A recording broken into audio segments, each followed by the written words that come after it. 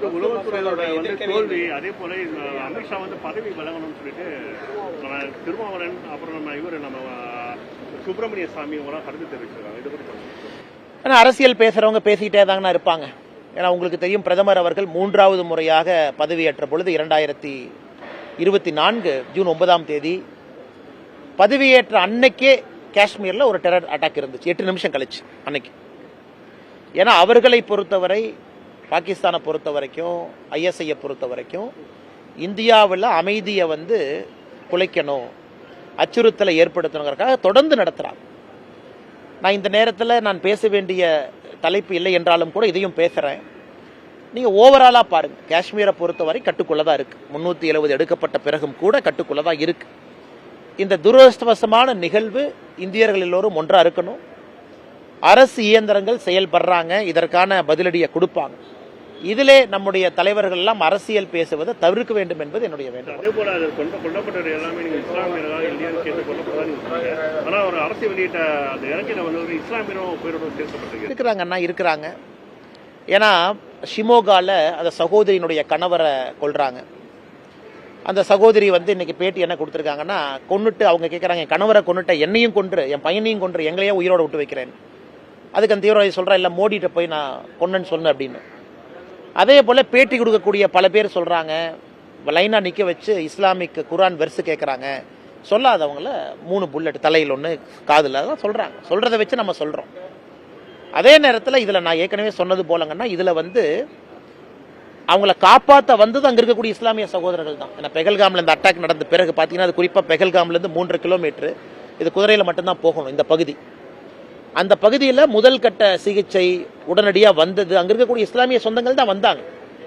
ஆனால் நாம் இதில் திரும்ப திரும்ப சொல்லுவது தீவிரவாதிகளுடைய மனநிலையை சொல்கிறோம். நமக்குள்ள நாம் இஸ்லாம் இந்து எல்லாம் சமம் தான், ஒன்று தான், நமக்குள்ள வேற்றுமை இல்லை என்றாலும் நினைத்தாலும் கூட தீவிரவாதிகள் மதத்தின் அடிப்படையில் தானே தீவிரவாதம் செய்கிறாங்க. அதைத்தான் நம்ம கண்டிக்கிறோம். அவன் நீ வெறுசு சொல்லுன்னு தானே கேட்குறான், அதைத்தான் நம்ம கண்டிக்கிறோம். அதனால் நிச்சயமாக தீவிரவாதத்தை தீவிரவாதமாக தான் பார்க்குறோம். அரசு இயந்திரங்கள் நிச்சயமாக இதற்கு பதிலடி கொடுப்பார்கள் என்கிற நம்பிக்கை இருக்கு.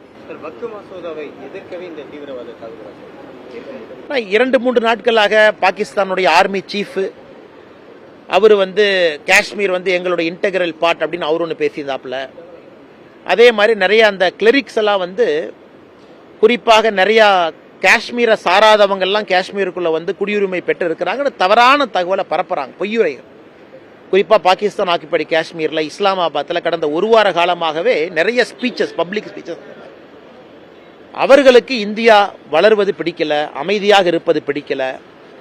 இந்தியாவில் முக்கியமான நேரத்தில் அமெரிக்காவுடைய துணை ஜனாதிபதி 4 நாள் பயணமாக வந்திருக்கிறாங்க. இந்தியாவுடைய பிரதமர் சவுதி அரேபியாவுக்கு 2 நாள் பயணமாக போகிறாங்க. இது பிடிக்கல. ஸோ நேரம் எடுத்து பண்ணணும். அதுவும் குறிப்பாக இன்னசென்ட், அதாவது ஒரு தீவிரவாதிக்கும் பாதுகாப்பு படைக்கும் சண்டை நடக்கத்தான் செய்யுது.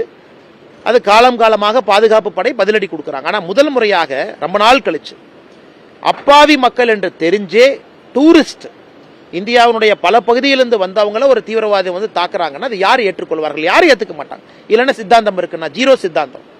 கொலை செய்வது மட்டுமே சித்தாந்தமாக வைத்துக் கொண்டு வந்து 26 பேர்த்த கொண்டிருக்கிறாங்க. அதனால் இதில் என்ன வஃப், என்ன சித்தாந்தம் இருக்குன்னா ஒரு சித்தாந்தம் இல்லை. அப்பாவியை கொல்லணும், அதன் மூலமாக ஒரு ஸ்டேட்மெண்ட் சொல்லணும். இதை மட்டுமே முழுநேர வேலையாக வைத்திருக்கக்கூடிய தீவிரவாதம் வேறறுக்கப்பட வேண்டும். நிச்சயமாக நடக்கும் என்கிற நம்பிக்கை இருக்கு. பிரதமருக்கு வந்து உயிருக்கு ஆபத்துங்கிற மாதிரி தகவல் வந்துருக்கு. அதனால வந்து அவர் வந்து இந்த பயணத்தையும் ரத்து பண்ணதுதான் இணையத்தில் நான் இது நீங்கள் சொல்வது 1 வாரத்திற்கு முன்பு, இன்னைக்கு இல்லை, 1 வாரத்திற்கு முன்பு பிரதமருடைய பயணம் எனக்கு தெரியலீங்கண்ணா அஃபீஷியலாக அப்படின்னு போடுறாங்க. நேற்று நம்மளுடைய உள்துறை அமைச்சர் அமித்ஷாஜி அங்கே இருக்கிறாங்க. நேற்று இரவே அங்கே போயிட்டாங்க. இன்னைக்கு அங்கே தான் இருக்கிறாங்க. இறந்து போன நம்முடைய சொந்தங்களுக்கெல்லாம் இன்னைக்கு வந்து மரியாதை செஞ்சிருக்கிறாங்க, அஞ்சலி செலுத்தி இருக்கிறாங்க. அதனால் நம்முடைய அரசுக்கெல்லாம் எந்த பயம் இல்லைங்கண்ணா.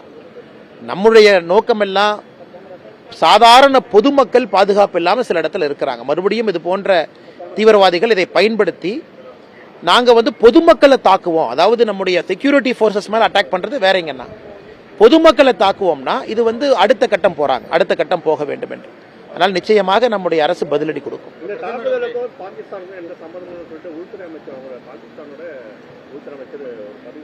ஆனால் அதை பற்றி நான் கருத்து சொல்ல விரும்பலைங்கன்னா தவறாக போயிடும். நம்முடைய அரசு பதில் சொல்லுவாங்க. ஏன்னா இன்னைக்கு வந்து எல்இடி சார்ந்த ஒரு அமைப்பு, ரெசிஸ்டன்ஸ் ஃப்ரண்ட் அப்படிங்கிற அமைப்பு வந்து பொறுப்பேற்றிருக்கிறாங்க. லஷ்கர்-இ-தொய்பாவோட நேரடி சம்பந்தம். லஷ்கர் இ தொய்பா பாகிஸ்தானில் நேரடி சம்பந்தம். அதை வச்சு தான் நான் சொல்கிறேங்கண்ணா. நம்முடைய அரசு சொல்லுவாங்க யார் எப்படி யார் வந்தாங்க எத்தனை பேர் வந்தாங்க எல்லாமே.